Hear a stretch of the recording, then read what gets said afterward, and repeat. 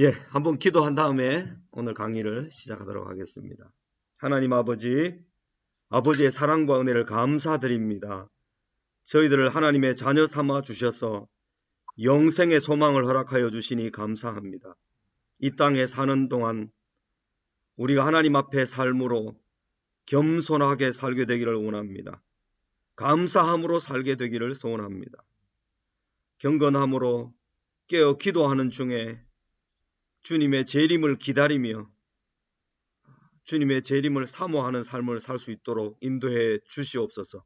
이 세상 것에 취하고 빠져서 무감각해져서 주님의 재림을 기다리지 못하는 삶이 되지 않도록 주님 저희들을 날마다 순간마다 붙들어 주시옵소서.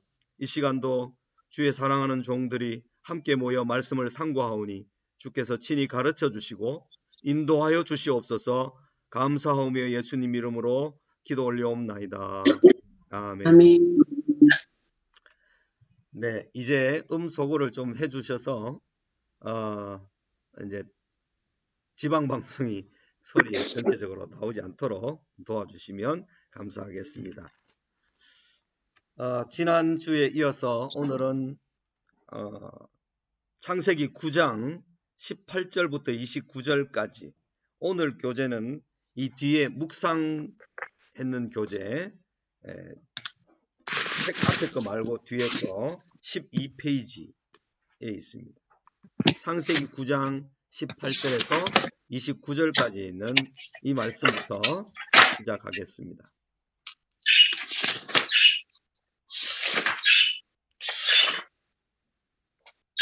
노아 할아버지가 실수하시는 장면이 오늘 나옵니다. 방주에서 나온 노아와 아들들이 셈과 함과 야벳이라고 이제 세 아들의 이름을 이야기했습니다.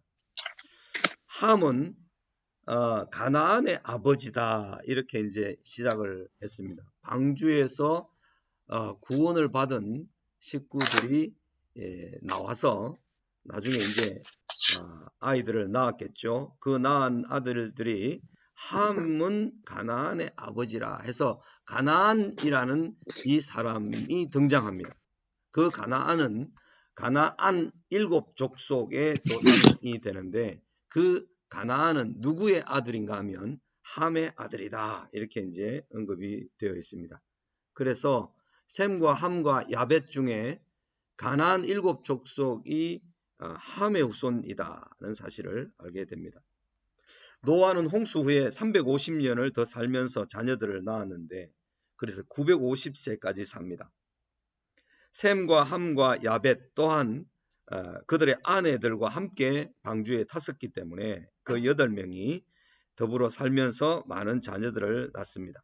노아는 포도 농사를 지었고 포도주를 담았고 포도주는 음료라고 생각하지만 분명 알코올입니다. 알코올, 술의 성분의 주된 성분이 알코올이기 때문에 술에 취하면 자신을 잃어버리죠.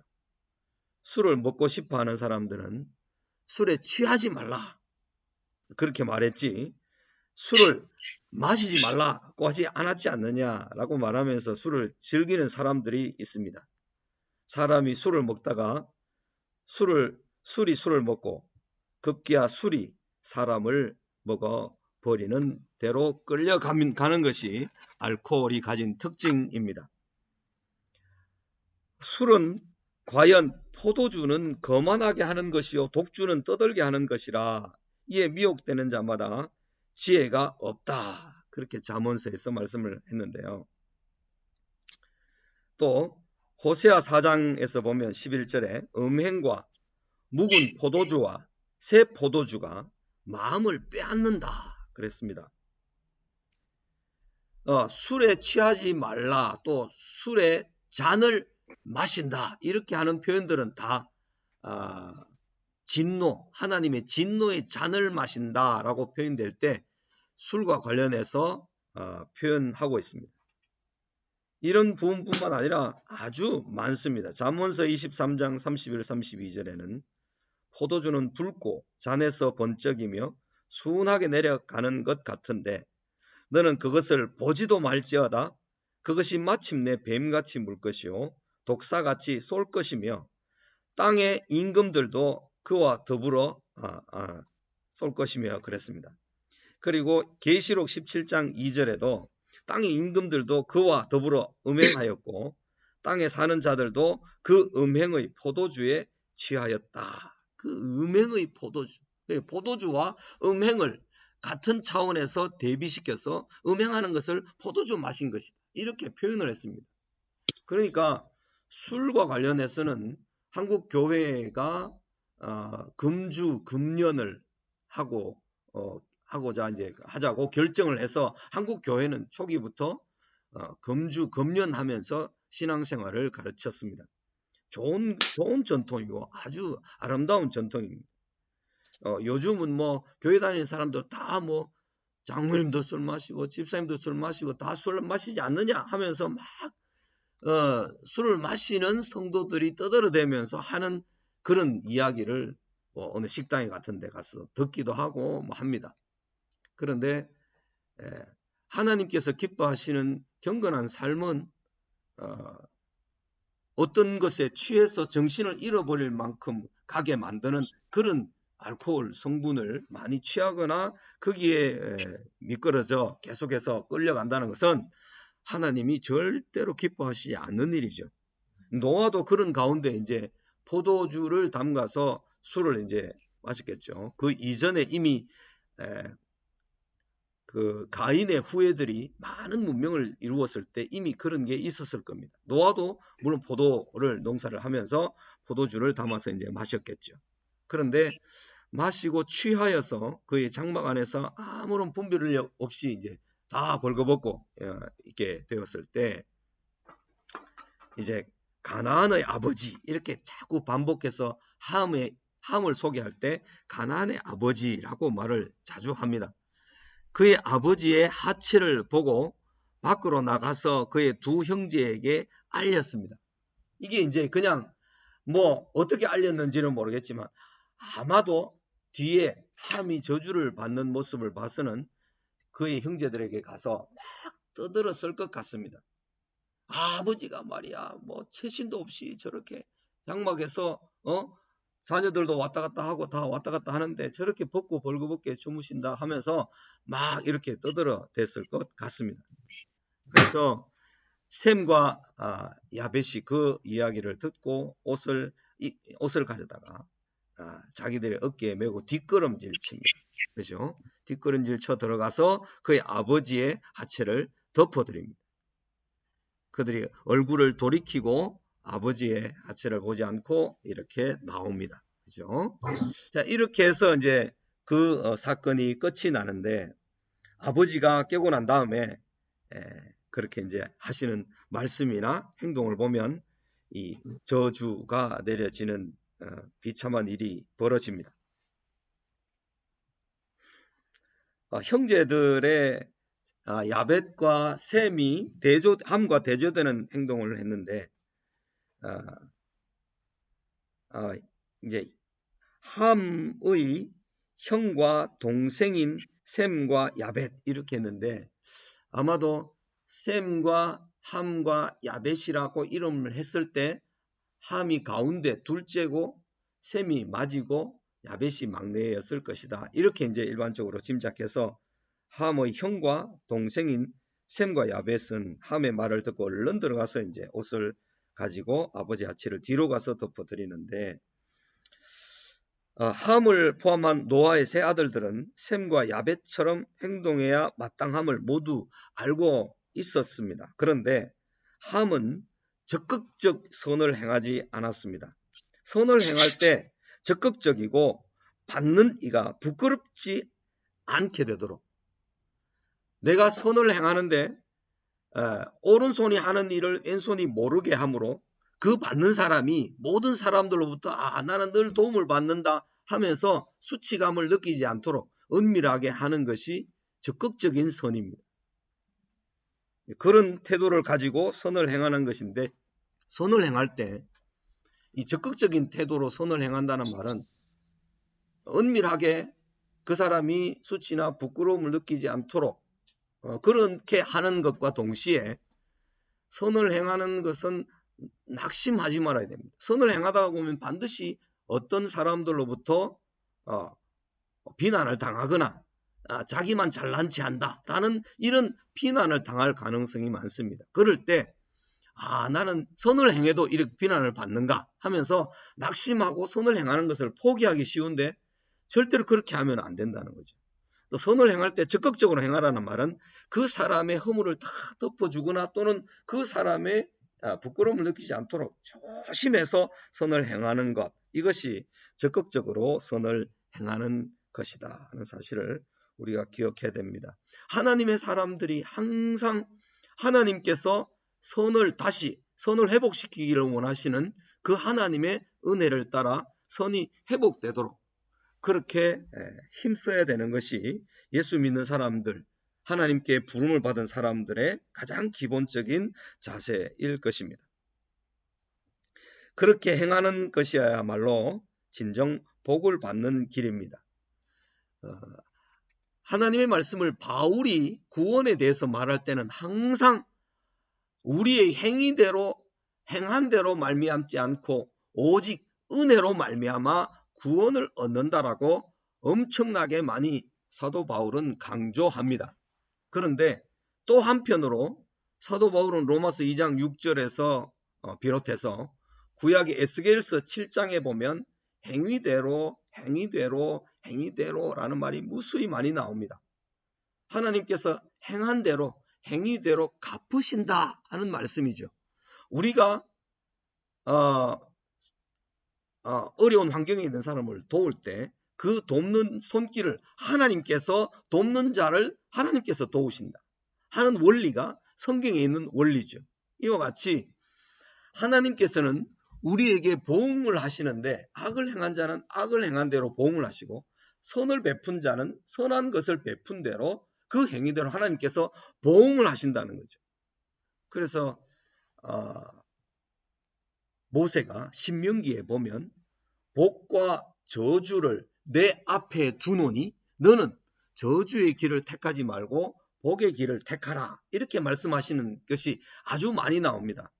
그 말씀은 하나님께서 정해주신 법과 하나님께서 가르쳐주신 도를 따라서 선을 행하거나 그 법을 순종하는 삶으로 가게 되면 그 행한 대로 하나님께서 보응하셔서 복과 은혜를 선물로 받지만, 하나님께서 말씀하신 것을 외면하고 자기 육체나 눈이 보기에 좋은 대로 입맛에 좋은 대로 따라가다가 보면 그 행한 대로 하나님께서 보응하시는 겁니다.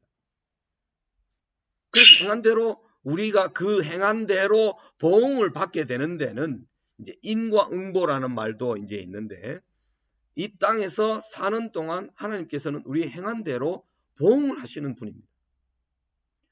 내가 하나님께 은혜로 구원을 받았기 때문에 내가 아무리 나쁜 짓을 하고 내가 아무리 말씀에 순종 안 하고 대충 살아도 하나님께서는 내게 복 주실 수밖에 없을 거야, 이렇게 생각하는 것은 잘못된 생각입니다. 구원을 얻는 문제와 이 구원을 얻는 문제는 우리의 선택이나 노력이나 행함이나 행위대로 되는 것이 결코 아닙니다. 이것은 그렇게 해서 얻을 수 있는 그 수준이 아닐 만큼 우리의 모든 행위에 100% 순종하고 100% 우리가 거룩하게 된다 하더라도 그렇게 되기에는 불가능한 일이 구원을 얻는 일입니다. 그렇지만 이 땅에 사는 동안 우리의 행한 것에 대해서 하나님께서 보응하시는 데는 복과 저주가 나타나게 되어 있습니다. 이것이 하나님의 말씀 전반에 나타나는 하나님의 뜻으로 우리가 잘 알아야 합니다. 노아가 술에서 깨어났고 함이 한 행동과 셈과 야벳이 한 행동을 알게 되었고, 노아가 그 사실을 어떻게 알게 되었는지는 성경에서 밝히지 않습니다. 이런 일들은 참 많이 있죠. 야곱이 그죠?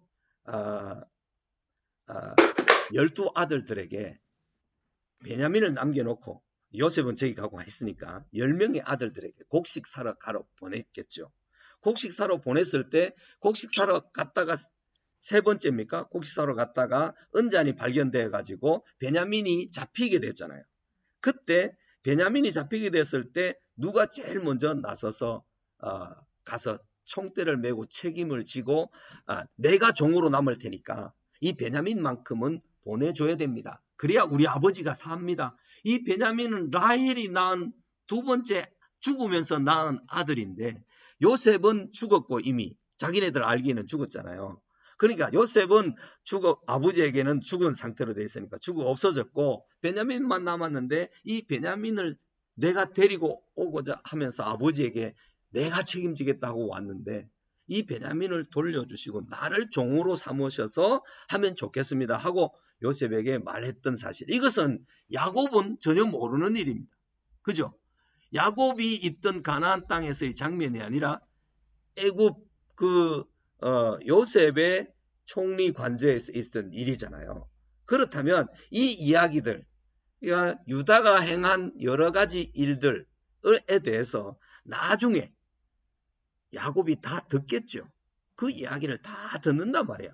알게 되니까 나중에 야곱에게 유다 지파에게 주어지는 축복을 보면 창세기 49장 넘어와서 10절에 보면 유다 실로가 오시기까지, 실로라는 말은 실로와 보냄을 받은 자 그런 뜻인데 보냄을 받은 메시아가 오시기까지 규가 왕권이 다스리는 이 막대기 있잖아요. 왕이 가지고 있는 막대기, 그걸 홀이라고 하는데 우리 성경에는 개정성에 규라고 했어요. 그 규가 유다 지파를 떠나지 않는다 이렇게 말씀을 했어요. 그만큼 이 유다 지파가 나중에 43장에 가면 그 장면에 갔을 때 다시 한번 언급하겠지만 자기가 책임을 지려고 하는 사람, 자기가 스스로 희생을 하려고 하는 사람, 스스로 종이 되는 사람, 이런 사람을 하나님께서 높이셔서 유다 지파가 이스라엘의 지도자 지파로 이렇게 하나님께서 삼으시는 거죠. 그것은 야곱의 넷째 아들인 유다에게 베풀어 주신 하나님의 은혜고 선물인 겁니다. 그죠? 그렇게 우리는 이해를 할 수 있습니다. 하나님께서 선택하시고 하나님께서 예정하시는 것은 하나님의 주권 속에 들어있지만 하나님은 그 사람의 행한 것에 대해서 행한 대로 보응하셔서, 그죠? 복을 주시기도 하고 그 사람의 행한 대로 보응하셔서 그 사람에게 책망하시기도 하고 꾸중하시기도 하고 그렇게 하신다는 거죠. 함이 한 행동에 대해서 함의 아들인 가나안이 저주를 받습니다. 25절, 26절, 27절에 보면 가나안은 저주를 받아 그의 형제들의 종들의 종이 되기를 원하노라. 어떻게 아버지가 아들이 실수한 것에 대해서 이렇게 저주를 하는데 종들의 종이 되기를 원한다. 이렇게 인간적으로 보면 참 그렇죠. 그죠? 가나안은 셈과 야벳의 종이 되고 이런 표현들이 3개 구절에 걸쳐서 계속 이어져서 나오는데 그 일은 하나님의 계시가 노아의 입을 통해서 주어진 것입니다. 하나님의 계시가. 아버지가 자녀들에게 다 복을 빌어주고 싶은데 야곱이 12아들들에게 복을 빌어줄 때 보면 어떤 아들에게는 엄청난 복이 주어지지만 어떤 아들에게는 저주가 부어지는 것 같은 그런 말씀이 주어집니다. 그죠? 그러니까 요셉이 자기 두 아들 에브라임과 므낫세를 데리고 왔을 때 분명히 큰 아들에게 오른손을, 므낫세에게 오른손을 얹어야 되고 작은 아들에게 왼손을 얹어야 되는데도 그렇게 하는 것이 상식인데, 그래서 요셉이 큰 아들 아버지 오른손 쪽에 꿇어앉히고 둘째 아들 에브라임을 왼손에 꿇어앉혀서 딱 앉혔어요. 그런데 아버지는 손을 어긋맞게서 이렇게 합니다. 그런데 요셉이 보고 아버지 그게 아닙니다. 야가 크납니다 하면서 손을 이렇게 하셔야 됩니다 하면서 이야기를 해주는데도 안다 나도 안다. 그럼 하나님 이렇게 하라 하십니다. 하나님께서 주시는 이 장자의 복이 에브라임에게 가는 거죠. 그죠? 므낫세에게 가는 게 아니에요. 이렇게 가게 되는 이런 것은 하나님께로부터 계시가 지금 야곱의 입을 통해서 그 손자들을 자기 자녀로 12지파의 한 지파들로 입양이 되면서 이렇게 하라고 하나님께서 하시는 그 말씀들을 보면 이 족장들이나 이런 사람들의 그 입에서 나오는 말들은 자기 입에서 자기가 막 성이 나서 막 하는 저주가 아니라 하나님께서 주시는 계시로 된 것이라는 거죠. 그렇게 우리가 이해를 하지 않으면 오늘 우리도 그러면 우리 입술에서 막 저주를 하는 것이 그대로 시행될 것인가 하는 문제에 대해서 우리가 참 조심해야 되고 가능하면 그 일을 하지 않도록 삼가하는 것이 좋습니다. 자녀들에게 복을 빌어줘야 되는 것이 우리의 사명인데 이 당시의 족장들이나 계시를 기록하거나 계시에 그 하나님께로부터 직접 계시를 받았던 이런 경우에 있는 사람들은 하나님의 말씀을 받아서 그냥 말하는 것이기 때문에 우리가 지금 하는 어떤 말과는 동일하게 간주되기에는 조금 어렵죠. 그죠? 계시라는 것이 모세 때부터 사도 요한에게까지 약 1500년간 동안에 역사적으로 꾸준하게 계속 기록되었는데 그 기록된 것이 이제 완성이 되었을 때 66권 성경으로 우리에게 주어지고 난 다음에는 하나님의 계시라는 것이 그 다음에도 계속해서 사람들의 입을 통해서 막 주어지는 것이 아니죠. 계시된 것은 기록된 것으로 완료되었다고 우리가 확인하지 않으면 오늘 뭐 직통 계시를 받는다 하는 사람들이 나 하나님께 계시를 받았다 이렇게 말하는데 그 말은 아주 어폐가 있고 잘못된 말입니다. 하나님께 인도함을 받는다 하는 것은 있을 수 있는 일인데 내가 하나님께 계시를 받았다라고 하면 기록된 계시와 내가 지금 하나님께로부터 들은 어떤 음성들이 동일한 차원을 가지기 때문에 사람들이 엄청난 혼란에 빠지게 됩니다. 제가 알고 있는 어떤 선교단체에서는 아웃위치라고 해가지고 밖으로 전도하러 이렇게 나갑니다. 팀이 나가는데 팀장이 있고 거기 한 10명 정도가 팀원이 가서 먹을 것도 준비하지 않고 가서 교회 가서 얻어먹고 숙식을 하고 이렇게 이제 하는 그런 일을 하는데 한 열흘 동안 그렇게 바깥에 전도하러 활동을 다니는데 그분들이 하나님께로부터 직접 인도함을 받고 계시를 받는다는 것이 너무 이제 좀 강하게 주장되다 보니까 팀장은 이 교회에서 오늘 밤에 묵고 자라고 한다. 하나님께서 그렇게 말씀하셨다. 그리고 그 밑에 있는 다른 조원들은 하나님께서 여기서 머물지 말라고 하신다.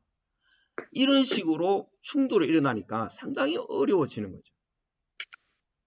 그게 하나님께서 지금 내게 이렇게 말씀하신다. 하나님께서 내게 계시하신다. 이런 말로 여겨지면 우리가 가지고 있는 성경 전체가 다 오해되고 맙니다.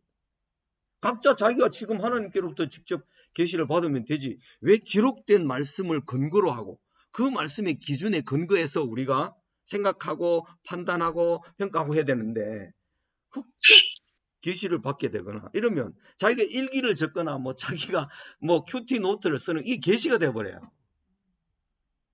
이런 혼란에 빠지지 않도록 하나님께서는 우리를 성령으로 말씀을 비추어서 말씀을 통해서 인도해 가셔서 이렇게 하나님의 뜻이라고 생각된다라고 해서 갔지만 그게 하나님 뜻이 아니었는가 보다 하면서 수정될 수도 있고 그렇게 돼야 되는 것인데 계시를 받는다라고 하거나 내가 지금 직통으로 하나님의 음성을 듣는다고 하면 얼마나 심각한 혼란이 생겨버리겠어요. 그건 하나님 질서의 하나님께서 원하시는 일이 결코 아닌 것입니다. 예. 그런 계시와 관련되어 있고 이런 저주와 관련되어 있는 그 시들은 다윗의 시에도 저주의 시가 많이 나오잖아요. 그러니까 다윗의 입을 의탁하셔서 하나님께서 계시하시는 것으로 이해를 해야 되지 우리가 하는 것과 똑같은 차원으로 이해를 하면 안 되겠습니다. 특별히 성경에 기록된 내용은 잘 구분해서 이해를 하시면 좋겠습니다. 그 다음에 함의 아들은 구스와 미스라임과 붓과 가나안이요 그랬는데 이 구스는 이디오피아, 미스라임은 이집트, 그죠? 붓은 아마 터키로 알려져 있는데 뒤에 또 나올 것입니다. 가나안이요. 그렇게 해서 함의 아들들이 이름이 나옵니다. 마지 셈은 노아로부터 축복을 받습니다. 10장 2절에 보면 셈의 하나님 여호와란 표현을 썼는데요. 이 표현은 셈을 통해 메시아를 오시게 하실 하나님의 계획을 계시한 것입니다. 10장 2절에 보면 하나님이 야벳을 창대케 하사 셈의 장막에 거하게 하시고 라는 말씀을 하셨는데, 셈의 후손과 야벳의 후손이 함께 복을 누릴 것을 말해 줍니다. 야벳의 후손으로 나오는 야완이라는 사람이 10장 2절 4절에 나오는데, 이 야완이라는 이름은 그리스족의 한 갈래인 이오니아 야완 이름이 이제 비슷하게 발음이 좀 되죠, 그죠? 이오니아 사람인데, 이 야완 왕, 멜렉 야완, 멜렉이라는 말이 왕이라는 뜻이거든요. 야완 왕이라는 말은 헬라 왕이라는 뜻입니다. 헬라. 그래서 헬라가 그리스잖아요. 그리스, 헬라 왕이며 알렉산더 대왕을 가리킨다라고 다니엘서 8장 21절에 예언된 바에 의하면 그렇습니다. 그래서 이 야벳의 후손이 그리스 그쪽에 왕으로 그 족속을 이어가죠. 함이 아버지의 벗은 모습을 보고 얼른 자기 옷으로 가려드리고 형과 동생에게 말하지 않고 감추었다면 그의 운명이 어떻게 됐을까? 그죠? 애굽에서 모든 장자 곧 함의 장막에 있는 그들의 기력에 처음 것을 치셨으나, 이 시편 78편 51절에서 그렇게 이제 말씀을 했는데, 또 말씀해 보면 시편 105편 23절에 보면 이에 이스라엘이 애굽에 들어가며 야곱이 함의 땅에 나그네가 되었도다 이렇게 말하죠. 그러니까 애굽에는 함의 후손들이 있는 거죠. 이 말씀들과 관련해서 잠언서 30장 17절 말씀을 보면 아비를 조롱하며 어미 순종하기를 싫어하는 자의 눈은 골짜기에 까마귀에게 쪼이고 독수리 새끼에게 먹히리라. 이 말씀이 아버지 엄마가 아무리 좋다고 하더라도 말 안 듣는 자녀에게 문자로 보내면 자녀가 별로 안 좋아하겠죠. 그러나 이것은 나중에 이제 본문을 차례대로 설교하는 중에 자녀들이 들을 수 있거나 이해할 수 있도록 잘 설명해 주는 것은 참 좋습니다. 왜냐하면 부모는 자녀들에게 신앙의 대를 물려줄 유산의 통로로, 하나님을 대리인으로 이렇게 부모를 자녀들에게 선물로 주신 것입니다. 그러니까 자녀의 본분에서 소리가 자꾸 나는데요. 누가 마이크를 켜놓고 지금 강의를 들으시거나 물소리를 내시는 것 같은데 마이크를 좀 꺼주십시오. 누구신지 모르겠네요. 소리가 나는데. 출석을 다시 한번 불러야 되겠네요. 지금 강의 앞에 들어가니까 화면 앞에 앉아서 들으셔야 돼요. 이수정 자매님. 이수정 자매님 들어오셨어요? 누가 전화를 한번 하셔야 되겠네. 문자를 하시든지 한번 하셔야 되겠는데. 이수정 자매님, 소리가 계속 나는데.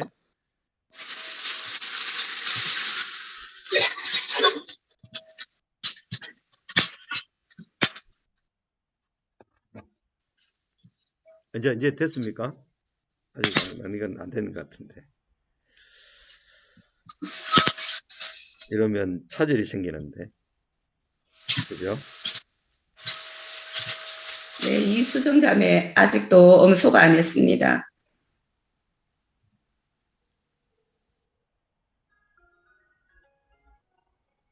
이분한테 이렇게 이 소리가 들리면 안 되는데. 계속해서 갑니다.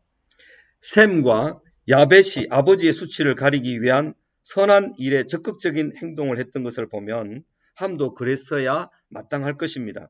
다른 사람의 허물을 덮는 것이야말로 최대의 사랑입니다. 허물을 덮어주는 자는 사랑을 구하는 자요, 그것을 거듭 말하는 자는 친한 벗을 이간하는 자니라. 그 말씀이 잠언 17장 9절에 있습니다. 노하기를 더디하는 것이 사람의 슬기요, 허물을 용서하는 것이 자기의 영광이니라 그랬습니다. 나중에 허물을 용서하지 않고 그 사람의 허물을 계속해서 말하다가 보면 나중에 그 말이 돌아서 나중에 나에게 결국은 어려움을 겪게 만드는 일로 작용을 하거나 내게 별로 안 좋은 결과가 주어지는 것을 보게 됩니다. 그래서 가능하면 예수 믿는 사람들이 남의 허물을 덮어주고 칭찬하거나 좋은 이야기를 하고 거기에 대해서는 나는 말 안 한다 하든지 나는 뭐 했다 하든지 좀 이렇게 해서 넘어가는 지혜가 아주 중요합니다. 노하기를 더디하는 것이 사람의 슬기요 허물을 용서하는 것이 자기의 영광이다. 주권자가 네게 분을 일으키거든 너는 네 자리를 떠나지 말라. 공손함이 큰 허물을 용서받게 하느니라. 누가 꾸짖을 때 팽 하고 문을 닫아버리고 들어가는 것은 어린 아이들이 하는 일이죠. 인격적으로 성숙하고 잘한 사람들은 누가 뭐라 그러면 그 꾸중이 합당하다. 내가 잘못했다 하면 합당하게 받아야 되는 것입니다. 그럴 때 그 다음에 자기에게 그 복이 주어지는 것이지 그 책망이나 또는 꾸중을 받지 못하게 되거나 수용하지 않게 되면 결국 그 일이 나중에 돌아서 나를 해야 하는 것으로 반드시 돌아오게 되는 것을 많이 경험합니다. 그렇죠? 예, 저주와 축복이라는 이 용어는 신명기 28장에서 하나님의 말씀에 순종하면 이런 복이 주어지지만 하나님 말씀에 순종하지 않으면 이런 저주가 주어진다 하는 거기서부터 출발해서 많은 성경의 부분에서 하나님의 말씀에 순종하고 복종할 때 축복이 주어지고 하나님의 말씀에 불순종할 때 저주가 주어진다 하는 것을 우리는 듣고 알고 있습니다. 셈과 함과 야벳의 족보에 대해서 10장으로 좀 넘어가서 보면요. 10장으로 넘어가서 이걸 이제 좀 한번 쭉 읽어보면서 강의를 해야 되겠는데 이 읽어보기 전에 제가 이 말씀을 나누었을 때 한 그 지도 한 편을 지도 그림 한 장을 제가 넣겠습니다. 우리 카톡방에 넣을 테니까 혹시 카톡으로 보실 수 있는 분은 보시고 TV 모니터로 보시는 분은 저희 카톡으로 열어서 이렇게 한번 보시면 좋겠습니다. 제가 아직 PPT 작업을 해서 시간을 많이 들여서 할 수 있는 전문 유튜버가 아니라서 제가 이렇게 할 수밖에 없어서 양해해 주시기 바랍니다. 제가 지금 카톡방에 한 개씩 그림을 넣었는데 이 그림을 한번 보면서 크게 확대해서 좀 보면서 10장을 생각했으면 좋겠습니다. 노아에게 있었던 여호와 신앙은 그의 자녀들에게 전달되었을 것입니다. 그러나 세월이 흘러 여러 세대가 나누어 내려가면서 여호와 하나님을 경외하는 삶은 점점 희미해지고 사라져 갔습니다. 야벳의 후손은 유럽으로, 함의 후손은 가나안과 아프리카로, 셈의 후손은 동방으로 퍼져나갔음을 알 수가 있습니다. 지도를 이렇게 잠깐 한번 보면 혹시 여러분 지도에 열어서 보시면 좋겠는데요. 가나안 땅을 중심으로 여기에 가나안 중심으로 여기 족속들이 여러 개 있죠. 7족속들을 비롯한 많은 족속들이 여기 있는데 여기 오늘 본문에 나오는 여러 족속들을 보면 주로 그 터키 동부 지역, 지금의 이란, 이라크 지역 이런 지역을 차지하고 있는 이름들이 나오고 유럽을 통해서 이 소아시아 지역과 섬들, 지중해에 있는 섬들을 중심으로 하는 이 지역으로 이수정 자매한테 누가 김가평 목사님 그래요?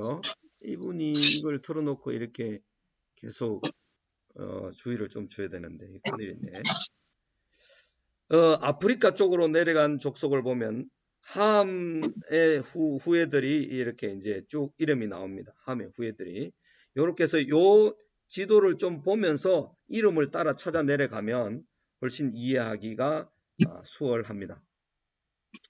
11장 2절에 보면 그들이 동방으로 ом기다가 시날 평지를 만났다는 말씀을 볼 때 바벨탑을 쌓은 족속은 함의 후손입니다. 함의 후손 중 니무롯이라는 이름이 나오는데 그의 나라는 시날 땅에 바벨과 에렉과 악갓과 갈레에서 시작되었으며 라고 밝히고 있습니다. 이 이름들이 여기에 지도에 어느 정도 나오고 있기 때문에 이 가나안 함의 후손들이 어디로 주로 살았는지를 찾아보면 쉽게 찾아볼 수 있습니다. 셈의 후손 중에 10장 25절에 보면 벨렉이란 이름이 나옵니다. 이 벨렉이라는 뜻은 나눔이라는 이름의 뜻인데요. 11장 9절에 바벨, 흩음이라는 그 시대의 사건이 있었을 때에 지은 이름으로 보인다. 이렇게 이제 짐작합니다. 지도에서 함의 후손 니무롯은 유프라테스 강 하류 바벨 지역에 위치하고 있습니다. 함이 주로 가나안과 이 아프리카 쪽을 땅을 차지하고 있지만 유프라테스 강 쪽에 있는 바벨 지역, 갈대아 우르 지역이죠. 유프라테스 강 하류 거기에서도 이 함의 후손들이 자리를 잡고 있었다 하는 것을 알 수 있습니다. 그래서 나중에 그들이 바벨탑을 쌓아서 하나님과 겨루어보자, 하나님과 같이 돼보자 하는 일을 벌였던 사람들이 됩니다. 야벳의 후손들을 보면 노아의 셋째 아들인 야벳의 족보부터 언급됩니다. 야벳의 넷째 아들로 언급된 야완은 병행구절 역대상 1장 7절에서 이오니아 사람으로 번역되어 있습니다. 70인 성경에 보면 이오니아 안트로포스 이렇게 해서 되어 있기 때문에 이오니아 사람 이렇게 나와 있기 때문에 이 야완이 이오니아 사람인데 이 이오니아 사람은 그리스 족속의 한 갈래다 이렇게 보는 거죠. 아까 앞에서 알렉산더 대왕이 이 야완 쪽의 후손이다 그렇게 이제 봤습니다. 히브리어 성경 다니엘서 8장 21절에서는 야완 왕을 멜렉 야완이라고 언급했고 아까 이야기했죠. 개혁 성경에서는 헬라 왕이라고 번역했습니다. 제가 이틀에 걸쳐서 한 번 더 쓴 것은 이런 이름의 근원들을 뿌리들을 이제 좀 더 확인하기 위해서 2번 썼는데요. 야벳의 후손들이 유럽의 헬레니즘 문화를 형성했음을 말해 주는 증거입니다. 헬레니즘이라는 말은 서구 문화, 그죠? 유럽을 비롯해서 대륙 문화, 그 다음에 미국을 건너간 이 헬레니즘 문화의 주를 이루게 됩니다. 헬레니즘 문화는 주로 아주 분석적입니다. 분석적. 그래서 외과, 내과, 소아과, 안과, 이비인후과 이런 게 다 이제 분석적이 돼 가지고 서로 나누어서 그 분야에 집중해서 이제 하는 그런 부분으로 헬레니즘 사상이 이렇게 형성이 됩니다. 헬레니즘 사상. 그래서 그게 이제 그리스 로마 철학들과 관련되어 있고 그렇게 연결되어 있는 거죠.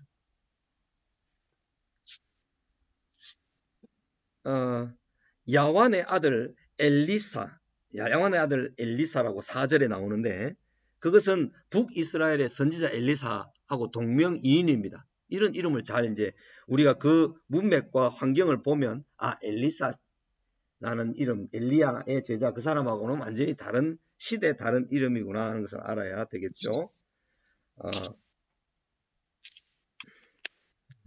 야벳의 후손들이 머물렀던 곳을 묘사하는 말은 바닷가의 땅에 머물렀더라 라는 표현인데 그들은 지중해 북쪽 지역의 해안과 섬에 흩어져 살게 되었습니다.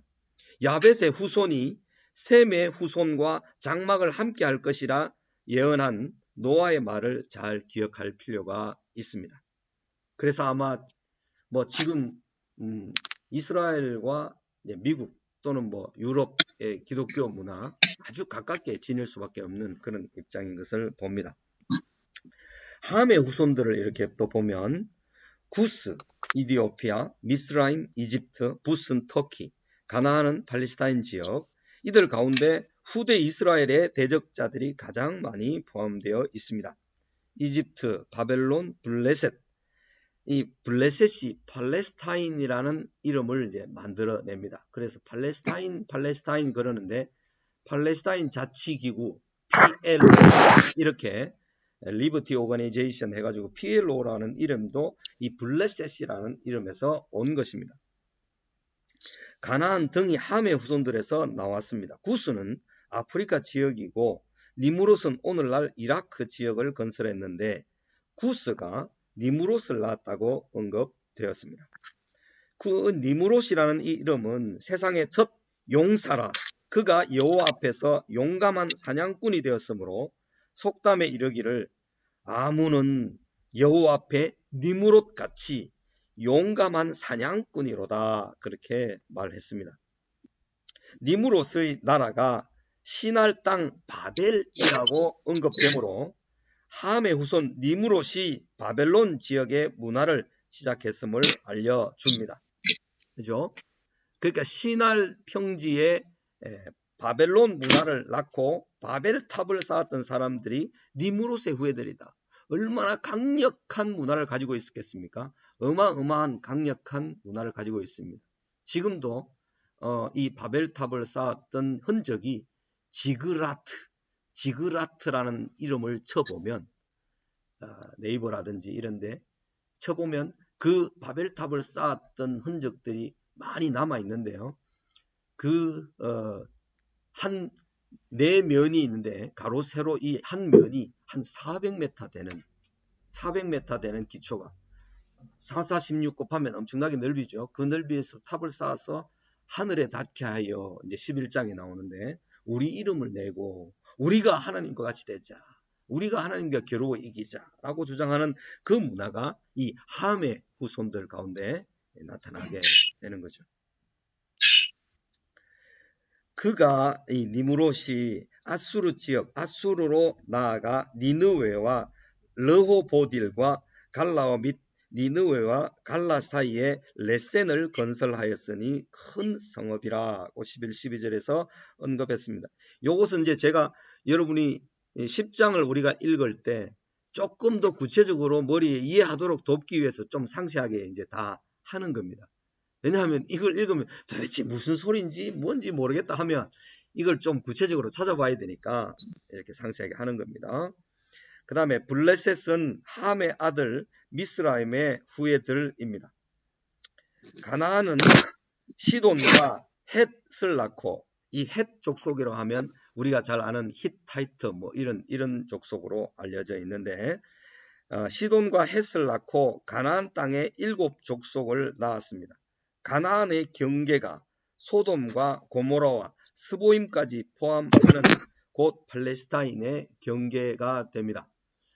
소돔과 고모라 지역에 가보았더니 지금은 채소 농사하는 밭만 조금 있고 스보임이라고 하는 곳에 얼마나 그게 문명이 창궐 했었는데 지금은 뭐 흔적이나 돌 정도만 남아있고 다 풍화작용 침식에 의해서 그게 이제 되는데 아라비아 평평한 반도 그러니까 사해바다 동쪽이죠. 사해바다 동남쪽이죠. 그 평평한 지역을 저 위에 모압과 암몬 지역으로부터 물이 흘러내려서 그 평평한 사막 지역을 지나서 이렇게 사해바다로 물이 들어오는데 물이 들어오는 그 마지막 막바지에 소돔과 고모라가 있고 스보임이라는 곳이 있습니다.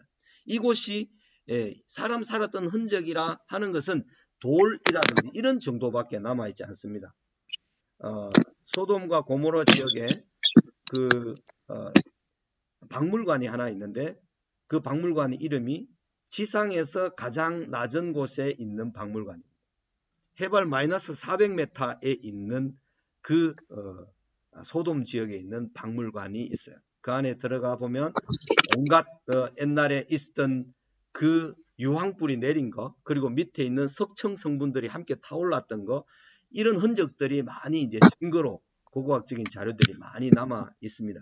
그리고 거기 낮은 박물관에서 산 쪽으로 조금 올라가다 보면 그 롯이 자기 아내와 이제 자기 딸들과 피하였던 그 장면에 굴이 하나 있습니다. 그래도 이제 지금은 관광객들을 위해서 잠깐 꾸며놓은 것이 있기는 하지만 정확하게 뭐랄까요 그 지점이 맞는지는 확실하게 알 수 없지만 사람이 살았음직한 그런 굴이 있습니다.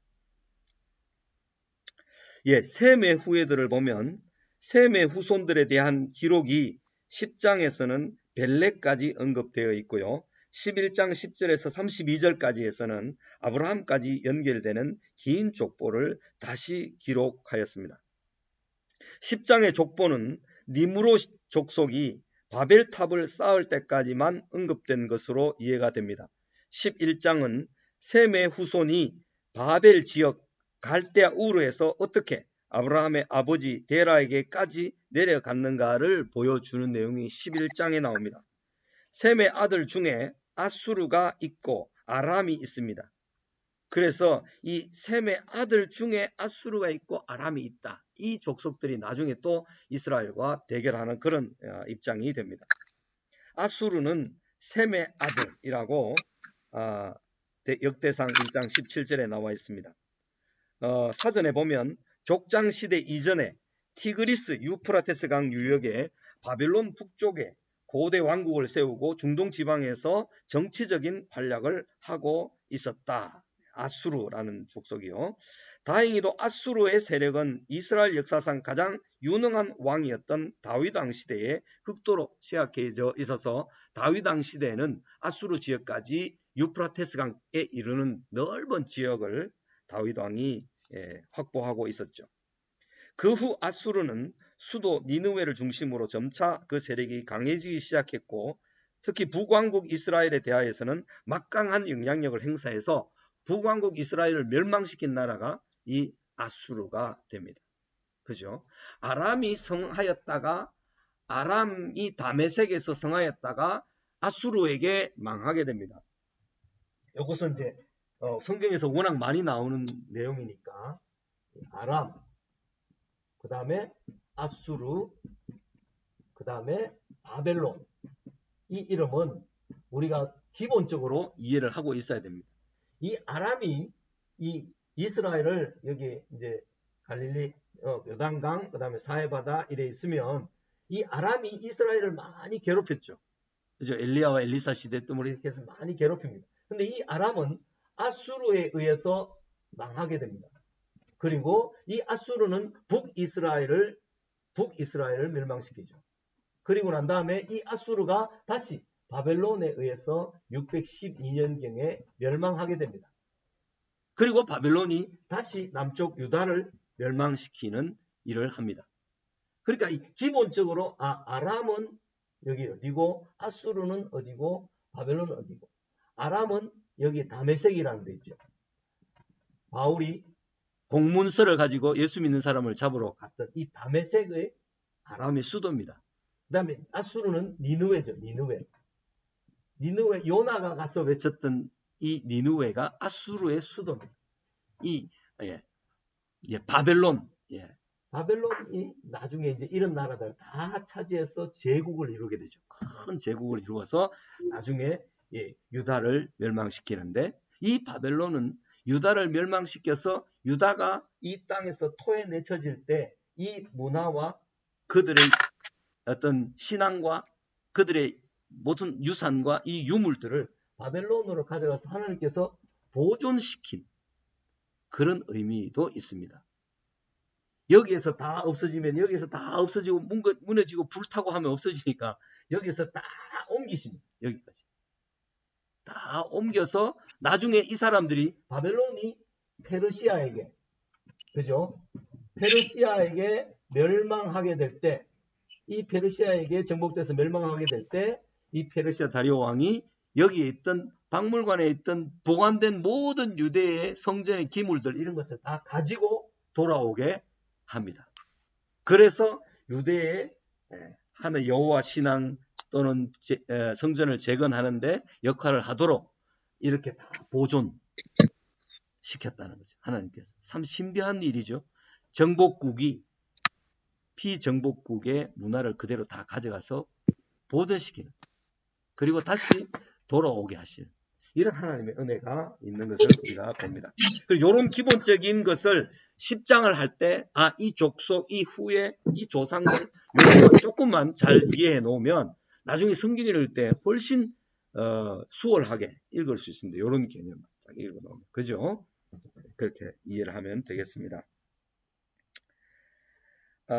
셈의 4대손 에벨에게서 그의 아들 벨렉이란 이름이 지어졌기 때문에 에벨의 시대에 바벨탑 사건이 있었던 것 같습니다. 정확하게 이제 시절 이런 것들을 좀 따져보면요. 솔로몬 시절 스바 여왕도 이 셈의 후손임을 29절에서 가르쳐 줍니다. 셈, 아르박삿, 셀라, 에벨, 벨렉, 르우, 스룩, 나훌, 데라, 아브라함으로 이어지는 히브리인들의 계보는 바로 셈의 후손들이 그리스도가 오시는 길로 준비되었음을 알 수가 있습니다. 셈의 후손들을 통해서 그리스도가 오시게 되죠. 하나님의 말씀을 따르고 하나님을 경외하는 삶을 살았던 셈의 후손들처럼 우리 주님의 다시 오시는 길을 예비하는 사람들로 살기를 간구합니다. 그랬는데요. 이 히브리 민족이라는 말은 물 건너온 민족이다. 그런 뜻을 가지고 있습니다. 이제 갈대아 우르 지역에서 바벨론 아브라함의 아버지 데라와 함께 이 출발해서 물 건너왔다. 그런 뜻으로 이브리에서 히브리 이렇게 이제 되는 것으로 이해를 합니다. 이브리라는 뜻이 물 건너왔다 이런 뜻인데 그것이 히브리로 됐다 이렇게 이제 학자들은 이야기를 하는데 그래서 물 건너온 사람들. 그래서 이스라엘의 태극기를 보면 그죠? 이스라엘의 태극기를 보면 어떻게 되어 있는가 하면 이렇게 되어 있죠. 이스라엘 태극기는 여기 위에 여기 아래 파란색이 있습니다. 그죠? 이 파란색이 두 개 있습니다. 똑같이. 그 다음에 이 앞에 안에는 별이 있습니다. 이 별은 다윗의 별입니다. 다윗이 이스라엘 나라의 중심이고 구약 전체를 대표하는 사람이 다윗입니다. 신약 성경과 구약 성경을 연결하는 신약 성경이 예수님이라면 구약 성경에는 다윗입니다. 그래서 마태복음 1장에 보면 다윗과 예수 그리스도가 연결되어 있습니다. 아브라함과 다윗의 자손 예수 그리스도의 세계라 이렇게 나오는데 헬라어 성경에 보면 아브라함이란 이름보다 다윗이란 이름이 먼저 나옵니다. 다윗과 아브라함의 자손 예수 그리스도의 세계라 이렇게 나오기 때문에 구약은 이 다윗이라는 사람이 구약 성경을 시편을 가장 많이 썼고 그의 입에 하나님의 말씀의 계시가 가장 많이 주어졌던 사람이 다윗이라면 신약 시대는 예수 그리스도죠. 그래서 이게 직접적으로 연결되는 것이 마태복음입니다. 마태복음은 유대인들을 위한 복음서이기 때문에 유대인들이 족보를 자세하게 이해하고 다윗에서 예수 그리스도로 연결된다는 점을 이해시키기 위해서 마태복음에는 그렇게 말하는데 이 파란색은 무엇을 의미하는가 하면 이것은 물을 의미합니다. 강을 건넜다 이런 뜻입니다. 하나는 유프라테스 강을 건너온 것이고 하나는 홍해를 건너온 그 물을 의미합니다. 그런 태극기의 그 이름 속에 구약 성경의 역사가 다 들어있습니다. 두 번의 물을 건너온 족속 뭐 이렇게 해가지고 그다음에 그 안에 다윗의 별 이렇게 이제 들어있습니다. 이건 참고로 제가 말씀을 드리는 것입니다. 그래서 10장에는 민족들, 열강들, 셈과 함과 야벳의 후예들이 어느 지역으로 어떻게 흩어져서 그들의 후예가 어떤 사람들이 그들의 후예로 태어났고 연결되어 있는가 하는 것을 10장 정도를 어느 정도 좀 정확하게 이해해야만 창세기를 비롯해서 나중에 역사서를 공부를 할 때 좀 수월하게 할 수 있습니다. 요 정도만 해도 상당히 이제 좀 수월하게 이해할 수가 있을 것입니다. 잠시 쉬었다가 물 한 모금 마시고 그 다음에 또 공부를 계속하도록 하겠습니다. 잠시 질문이 있습니까? 예. 성경을 읽다보면요. 예. 이제 방금 말씀하신 거 지명하고 인명을 그냥 좀 구분하기가 혼동스러운 것도 좀 있고 너무 많이 나오니까 그건 좀 어렵거든요. 그걸 어떻게 하면 좀 쉽게 좀 할 수 있어요? 이제 일단 문맥에서 보고 이름이 지명이 된 것도 있고, 그죠? 지명이 그 이름에서 말미암은 지명도 있고 이렇기 때문에 문맥에서 지금 이것이 지명인지 사람을 말하는 건지는 그 주어에 해당되는 뭐 동사나 또는 주어에 해당되는 동사나 이런 것들을 보면서 구분을 해야 되고 안 되면 그 이름을 사전에나 이렇게 쳐보면 이제 지역도 나오고 이름도 나오고, 이름도 한 이름만이 아니라 어느 시대에 어떤 인물이었다는 것을 쭉 많이 이야기를 하고 있기 때문에 예, 동명이인도 많이 나옵니다. 예. 예, 그러니까 이제 그것을 한순간에 다 알 수는 없고 차근차근 알아가야 되고 이해를 해야 되는 거죠. 네, 네. 거기까지. 잠깐 쉬겠습니다.